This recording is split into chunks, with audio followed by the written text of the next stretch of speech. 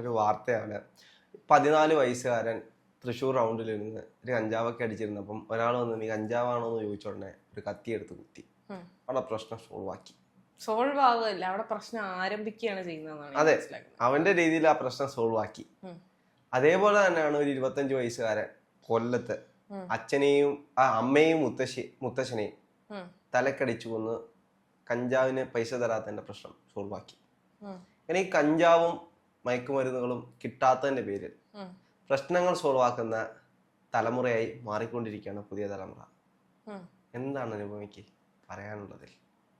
അല്ല, ഇതില് ഒന്നാമത്തെ കാര്യം എനിക്ക് ചോദിക്കാനുള്ളതെന്ന് പറഞ്ഞു കഴിഞ്ഞാൽ ഇവർക്ക് എങ്ങനെയാണ് ഈ ചെറിയ പ്രായത്തിന്റെ ഞാൻ ഊന്നി പറയാൻ കാരണം നമുക്ക് ആ സമയത്ത് എങ്ങനെയാണ് ഇത്തരം കാര്യങ്ങളിലേക്ക് ആക്സസ് കിട്ടുന്നത് എന്നുള്ളതാണ്. കാരണം നമ്മൾ കുറച്ചും കൂടെ വളരുന്ന സമയത്ത് ഒരു 25 വയസ്സ് മുതൽ മുകളിലേക്കുള്ള പ്രായം എത്തുന്ന ആ ഒരു ഏജ് കാറ്റഗറിയിൽ എത്തുമ്പോൾ നമുക്ക് ആളുകളുമായി ബന്ധമുണ്ട്, അല്ലെങ്കിൽ നമുക്ക് തോന്നുന്നിടത്തേക്ക് സഞ്ചരിക്കാനുള്ള സഞ്ചാര സ്വാതന്ത്ര്യമെങ്കിലും ഉണ്ട് എന്നെങ്കിലും നമുക്ക് കരുതാം.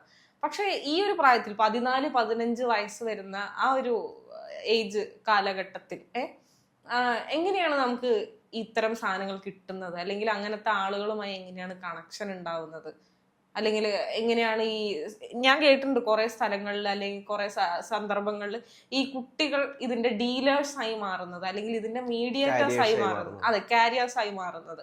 അപ്പം ഒരുപക്ഷെ അവരെ ഇതിനകത്ത് ലഭിക്കുന്ന പണം കാണിച്ചായിരിക്കാം അവരെ ആകർഷിക്കുന്നത് എന്നാണ് ഞാൻ മനസ്സിലാക്കുന്നത്.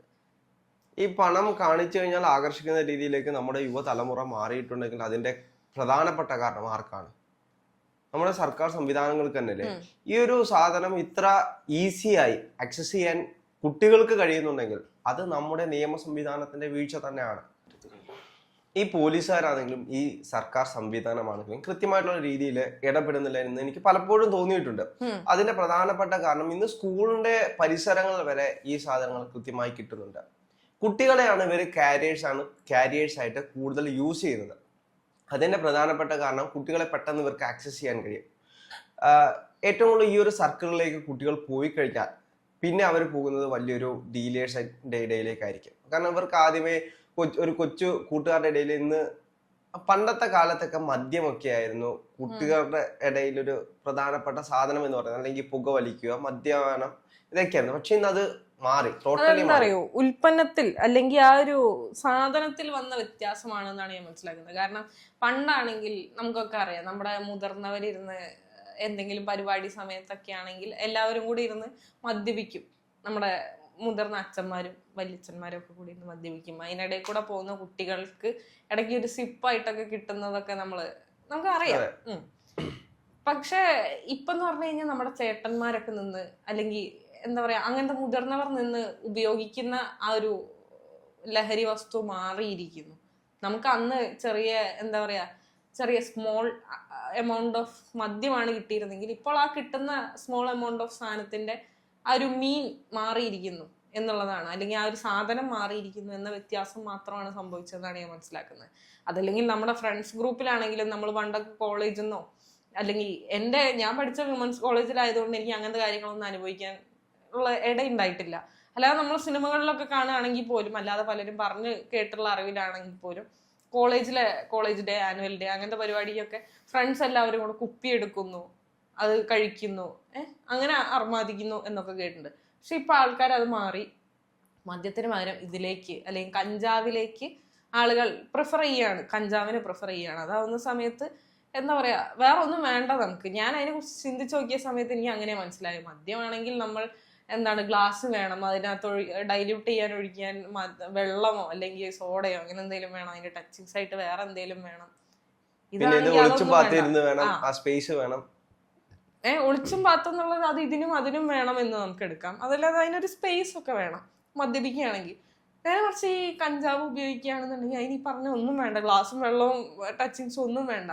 നമുക്ക് ഏതെങ്കിലും ഒരു ഒളിവ് അല്ലെങ്കിൽ ഒരു മറവ് കിട്ടിക്കഴിഞ്ഞ് കഴിഞ്ഞാൽ അവിടെ നിന്ന് ഈസിലി നമുക്ക് ഉപയോഗിച്ച് പോകാൻ പറ്റുന്ന, സിഗരറ്റ് വലിക്കുന്ന അതേ ലാഘവത്തിൽ ആരും കാണാതെ ചെയ്തിട്ട് പോകാൻ പറ്റുന്ന ഒരു സാധനമാവുന്നത് കൊണ്ടായിരിക്കാം ആളുകൾ അതിനെ കൂടുതൽ പ്രിഫർ ചെയ്യുന്നതെന്നാണ് ഞാൻ മനസ്സിലാക്കുന്നത്. അത് മാത്രമല്ല, ഇതിന്റെ ലഭ്യത കൂടുന്നതിന്റെ പ്രധാനപ്പെട്ട കാരണം എന്ന് വെച്ച് കഴിഞ്ഞാൽ സർക്കാർ സംവിധാനം തന്നെയാണ്. നമ്മൾ ഈ ഇടയ്ക്ക് വെച്ച് കണ്ടതാണ് കൊച്ചിയിൽ നിന്നും ഇതുകൂട്ടൊരു സ്ഥാപനം നടത്തുന്നതിന്റെ പേരിൽ 2 പോലീസുകാരെ അറസ്റ്റ് ചെയ്യുന്നത്. കാരണം ഇവരെ പോലുള്ളവരാണ് ഇതിന് പ്രധാനപ്പെട്ട കാരണക്കാർ. ഈ ഡ്രഗ് ഡീലേഴ്സ് ഇവർക്ക് വരുന്ന ഇൻഫർമേഷൻ, അതായത് ഇവരെ അറസ്റ്റ് ചെയ്യാൻ വേണ്ടി പോലീസ് എന്തെങ്കിലും നീക്കം നടത്തുമ്പോൾ അതിന് പോകുന്ന ഇൻഫർമേഷൻ ഇവർക്ക് രഹസ്യമായി കൈമാറ്റം ചെയ്യപ്പെടുന്നുണ്ട്. അങ്ങനെയാണ് ഇവർ പലപ്പോഴും രക്ഷപ്പെട്ടു വരുന്നത്. പിന്നീട് അത് മാത്രമല്ല, ഈ ക്യാരിയർ ചെയ്യുന്നത് കൂടുതലും ഈ പൈസക്ക് അത്രയ്ക്ക് അത്യാവശ്യമുള്ളവരായിരിക്കും. അല്ലെങ്കിൽ ആ ഒരു ഇതിൽ വന്നിട്ട് ഞാൻ കൂടുതലും കേട്ടിട്ടുണ്ട്, ഇപ്പൊ ഇവിടുന്ന് കൊല്ലത്തോട്ട് ഈ സാധനം കൊണ്ടുപോകണമെങ്കിൽ ഒരു വാഹനത്തിൽ കൊണ്ടുപോവുകയാണെങ്കിൽ കൂടെ ഒരു ഫാമിലി ആ ഒരു സാധനം സെറ്റ് ചെയ്തിട്ടായിരിക്കും കൊണ്ടുപോകുന്നത്. ചിലപ്പോ ഒരു പെൺകുട്ടി കാണും, ചിലപ്പോൾ 2 കുട്ടികൾ കാണും. അപ്പൊ ഇവരെ കൊണ്ടൊരു ഫാമിലി രീതിയിൽ പോയി കഴിഞ്ഞാല് പോലീസുകാർ അങ്ങനെ ചെക്ക് ചെയ്യത്തില്ല. അല്ലെങ്കിൽ ഇവർക്ക് അത്രത്തോളം സംശയമുള്ള ആളുകളായിരിക്കണം. അപ്പം സംശയം തോന്നാത്ത രീതിയിലുള്ള ആളുകളായിരിക്കും ഈ സാധനം ക്യാരി ചെയ്ത് കൊണ്ടുപോകുന്നത്. അവർക്ക് നല്ല രീതിയിലുള്ള പണവും കിട്ടുന്നുണ്ട്. ഒരു തവണ ഇത് കടത്തി കഴിഞ്ഞാൽ അവർക്ക് ഒരു 1-2 കൊല്ലത്തേക്കിനുള്ള സമ്പാദ്യം കിട്ടിക്കഴിഞ്ഞു. സമ്പാദിച്ചു കഴിയുമ്പോൾ അവരുടെ ലൈഫ് സെറ്റിൽ ആവുകയാണ്. അത് എന്താ പറയാ, ഇപ്പൊ രാഹുൽ പറഞ്ഞ പോലെ തന്നെ ആളുകൾ അതിലേക്ക് ഏറ്റവും കൂടുതൽ ആകർഷിക്കുന്നത് പൈസ തന്നെയാണ്. ഞാൻ കേട്ടറിവാണെങ്കിലും അല്ലാതെയും നമ്മൾ കേട്ടിട്ടുണ്ട്, ഈ ഹൈലി മയക്കുമരുന്നാണെങ്കിലും കഞ്ചാവാണെങ്കിലും അത് ക്യാരി ചെയ്യുന്ന ആളുകൾ അല്ലെങ്കിൽ അതിനെ മീഡിയേറ്റേഴ്സ് ആയിട്ട് റോൾ നിർവഹിക്കുന്ന ആളുകൾ പൈസ മോഹിച്ച് തന്നെയാണ്. അത് ഈ ആലുവ റെയിൽവേ സ്റ്റേഷനിലൊക്കെ ഒരുപാട് പേരെ പിടിക്കുന്നുണ്ട് ഇത് കണ്ടുപിടിക്കുന്ന സമയത്ത്. അപ്പൊ അവര് എന്താ പറയാ, ഒരുപാട് പഠിച്ച ആളുകളെ, ഒരു പെൺകുട്ടിയെ ഇതേപോലെ പിടിക്കപ്പെട്ട സമയത്ത് ആ പെൺകുട്ടിയുടെ പ്രൊഫൈലായിട്ട് അവർ പറഞ്ഞിരുന്നത് എന്തോ റാങ്ക് ഹോൾഡർ ഒക്കെയാണ് ആ പെൺകുട്ടി എന്നാണ് പറഞ്ഞത്.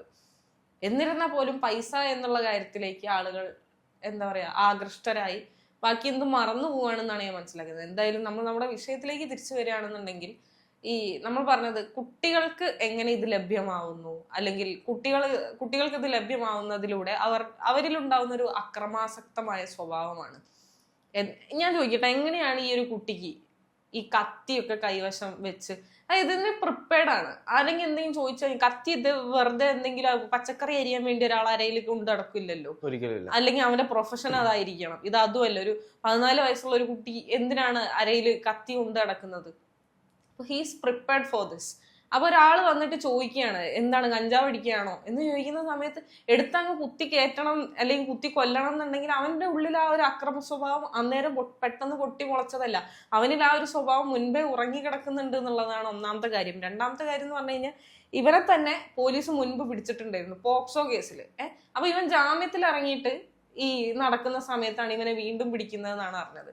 ഈ പോക്സോ കേസിൽ പിടിക്കുക എന്ന് പറഞ്ഞു കഴിഞ്ഞാൽ, അല്ലെങ്കിൽ അങ്ങനെ പിടിച്ച ഒരാളെ ജാമ്യത്തിൽ ഇറങ്ങിയിട്ട് അയാൾക്ക് ഇങ്ങനെ വീണ്ടും ഒരു ക്രൈം കമ്മിറ്റ് ചെയ്യണം എന്നുണ്ടെങ്കിൽ നമ്മുടെ നിയമവ്യവസ്ഥയുടെ ഏറ്റവും വലിയൊരു പാളിച്ചയാണ് അവിടെ കാണാൻ സാധിക്കുന്നത് എന്നുള്ളതാണ്. ഒരാൾക്ക് അങ്ങനെ ചെയ്യാനുള്ള ധൈര്യം വരുന്നത് എങ്ങനെയാണ്? ഏറ്റവും കൂടിപ്പോയാൽ എന്നെ തൂക്കിക്കൊല്ലുമായിരിക്കാം എന്നുള്ളൊരു ചിന്ത. പക്ഷെ ഇവിടെ തൂക്കിക്കൊല്ലലും നടക്കുന്നില്ല. അപ്പൊ ആളുകൾക്കൊക്കെ, കുറ്റവാളികൾ ആകുന്നവർക്ക് അല്ലെങ്കിൽ അത്തരം കുറ്റകൃത്യങ്ങൾ ചെയ്യുന്നവർക്കൊക്കെ ഒരു കോൺഫിഡൻസ് ഉണ്ട്. ഒന്ന്, ഈ പ്രായം കുറഞ്ഞ ആളുകളാണെങ്കിൽ അവരെ ജുവനൈൽ ഹോമിലേക്ക് വിടും, അതല്ലെങ്കിൽ അവരെ വലിയ ശിക്ഷയൊന്നും അവരിൽ ചുമത്തില്ല. ഒന്നാമത്തെ കാര്യം അത്. രണ്ടാമത്തെ കാര്യം എന്ന് പറഞ്ഞു കഴിഞ്ഞാൽ എന്താണ്, വല്ല മാനസിക ബുദ്ധിമുട്ടും നേരിടുന്ന ആളാണ് എന്നൊരു സർട്ടിഫിക്കറ്റ് എവിടുന്നെങ്കിലും ഒപ്പിച്ചു കൊണ്ടുവന്നു കഴിഞ്ഞാൽ അയാൾക്ക് അതിനനുസരിച്ചുള്ള കൺസിഡറേഷനേ ലഭിക്കുള്ളൂ.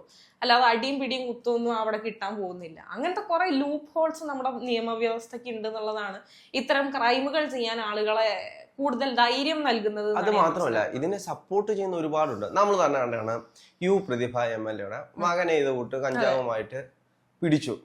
ആ പിടിച്ചതിന് ശേഷം എത്ര പേരാണ് ന്യായീകരിച്ചുകൊണ്ടിരുന്നത്? ഇന്ന് തന്നെ CPM-ന്റെ പ്രധാനപ്പെട്ട ഒരു നേതാവായിട്ടുള്ള സജി ചെറിയാൻ, അതെ, അദ്ദേഹം ചോദിച്ചത് അതാണ്, കുട്ടികൾ പുകവലിക്കുന്നത് അത്ര വലിയ തെറ്റാണ്, നമ്മള് പുകവലിക്കുന്നില്ലേ, അതേ ലാഘവത്തോടെ കണ്ടാൽ അതൊരു ജനപ്രതിനിധിയാണ് പറയുന്നത്.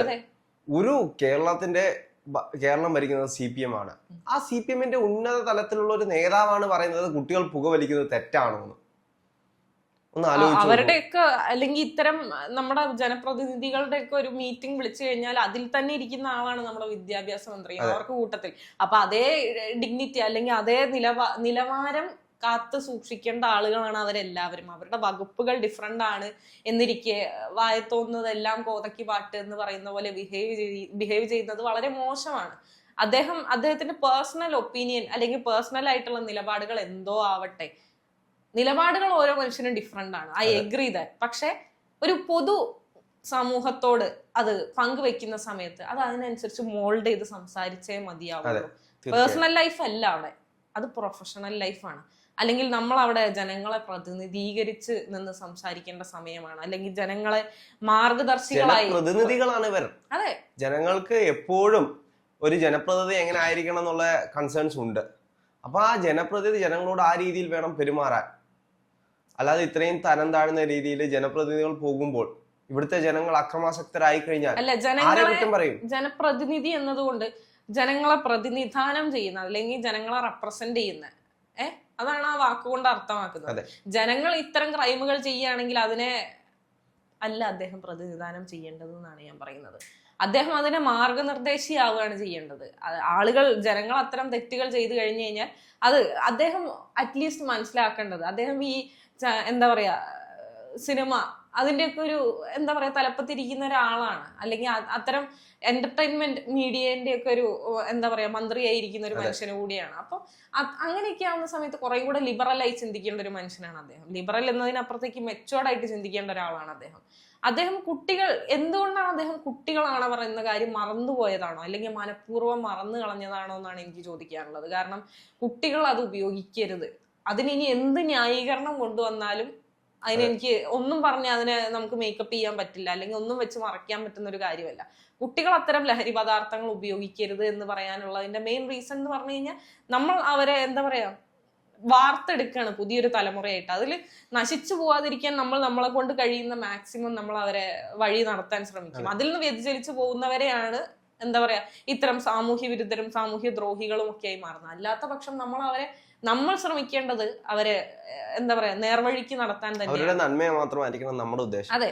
അപ്പം അത്തരം ഒരു പൊസിഷനിൽ നിൽക്കുന്ന ആൾ ഇത്തരം വർത്തമാനം പറയുമ്പോൾ ഓഫ് കോഴ്സ് കുട്ടികൾ അതൊരു പ്രചോദനമായി എടുക്കും എന്നുള്ളതാണ്. നമ്മൾ തന്നെ കാണുന്നതാണ് സോഷ്യൽ മീഡിയയിൽ തൊപ്പി അല്ലെങ്കിൽ സായിപ്പ് മുതലായ കുറെ ആളുകൾ ഇരുന്നിട്ട് പൂരത്തെറി പറയുകയും നമ്മൾ മുൻപ് ചർച്ച ചെയ്തിരുന്നു തെറിയിലൂടെ മോട്ടിവേഷൻ ചെയ്യുന്ന ആളുകൾ. അപ്പം ഇത്തരം ആളുകളെയൊക്കെ കുട്ടികൾക്ക് ഭയങ്കര ഇഷ്ടമാണ് എന്നുള്ളതാണ്. കാരണം അവര് എന്താ പറയാ കുട്ടികൾക്ക് അത്രയും വൈഡായിട്ട് ചിന്തിക്കാൻ അല്ലെങ്കിൽ മെച്ചോർഡായി ചിന്തിക്കാനുള്ള ബുദ്ധിവികാസം സംഭവിച്ചിട്ടില്ല. അതുകൊണ്ടാണ് അവരെ കുട്ടികളായി കണക്കാക്കുന്നത്. പക്ഷെ ആ ബുദ്ധിവികാസത്തിൽ ആ ബുദ്ധിയിൽ നിന്നുകൊണ്ട് ചിന്തിക്കുന്ന കുട്ടികൾക്ക് ഇവരാണ് റോൾ മോഡൽ, ഇവരാണ് ഐഡിയൽ പീപ്പിൾ എന്ന് പറയുന്നത്. ഈ തൊപ്പിയെ കുറിച്ച് സംസാരിക്കുന്ന സമയത്ത് അല്ലെങ്കിൽ തൊപ്പിയെ പോലീസ് പിടിച്ചു എന്ന് പറയുന്ന സമയത്ത് നിലവിളിച്ച കുറെ കുട്ടികളുണ്ട് നമ്മുടെ നാട്ടിൽ എന്നുള്ളതാണ്. അതൊക്കെ അവരുടെ ബുദ്ധിശൂന്യത കൊണ്ടാണ്, അല്ലെങ്കിൽ അവരുടെ എന്താ പറയാ അപക്വമായ ചിന്താരീതി കൊണ്ടാണ് എന്നുള്ളതാണ്. അപ്പം എന്ത് തന്നെയാലും കുട്ടികൾക്ക് ഇത്തരം കാര്യങ്ങൾ എങ്ങനെയാണ് ആക്സസ് ആവുന്നത് എന്നുള്ളതിനെ കൃത്യമായി പരിശോധിച്ച് ആ പഴുതുകൾ അടയ്ക്കേണ്ടത് നമ്മുടെ നിയമവ്യവസ്ഥയുടെ കൃത്യമായ ബാധ്യസ്ഥതയാണ്, അല്ലെങ്കിൽ ബാധ്യതയാണ്, അല്ലെങ്കിൽ ഉത്തരവാദിത്വമാണ്. അത് ചെയ്തേ മതിയാവുള്ളൂ. അതല്ലാതെ ഇതെല്ലാം ഫീസിബിൾ ആക്കി അല്ലെങ്കിൽ ഈസിലി അവൈലബിൾ ആയിട്ടുള്ള കാര്യങ്ങളാക്കിയതിനു ശേഷം ഇത്തരം ക്രൈമുകളെ റിപ്പോർട്ട് ചെയ്യുക മാത്രം ചെയ്തത് കൊണ്ട് ഒന്നും നടക്കാൻ പോകുന്നില്ല. ഓരോ ദിവസവും ഇത്തരം ക്രൈമുകളുടെ എണ്ണം കൂടിക്കൊണ്ടിരിക്കുകയാണ്. അതിന്റെ എന്താ പറയാ അത് ചെയ്യുന്ന രീതികൾ മാറിക്കൊണ്ടിരിക്കുകയാണ്. ആളുകൾക്ക് നിയമവ്യവസ്ഥയെ യാതൊരുവിധ പേടിയില്ലാതായി മാറിക്കൊണ്ടിരിക്കുക. അതല്ല, അതിൽ നിന്ന് വ്യത്യാസം വരണം എന്നുള്ളത് ഇനിയെങ്കിലും മാറി ചിന്തിക്കേണ്ടിയിരിക്കുന്നു.